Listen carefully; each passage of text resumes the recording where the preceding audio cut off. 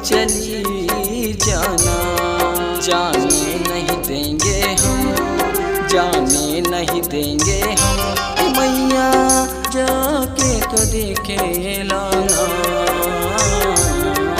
जाने नहीं देंगे हम, जाने नहीं देंगे हम मैया, जाके तो देखे लाना।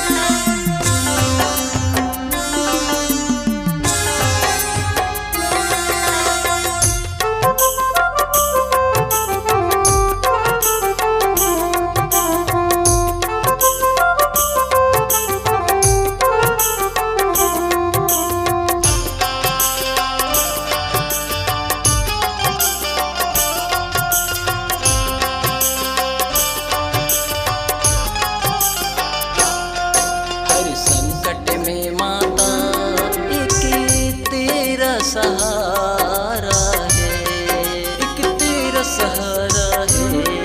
मेरी नाव है संकट में अभी दूर किनारा है, अभी दूर किनारा है।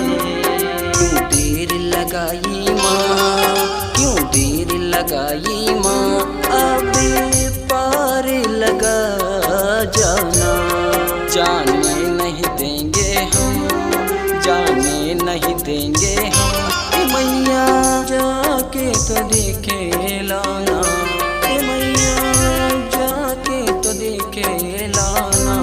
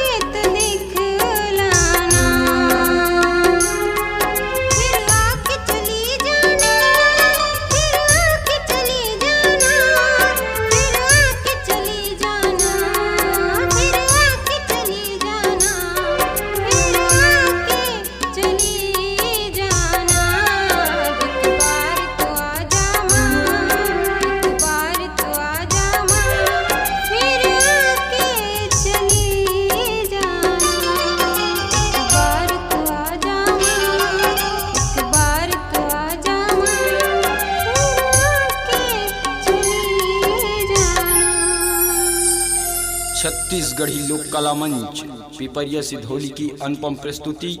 मोरमया की सुरता, गायक तारेंद्र वाजपेयी, गायिका पलक धनेश्वर। कार्यक्रम हेतु संपर्क करें 8109 8792 55 8989 943661। धन्यवाद।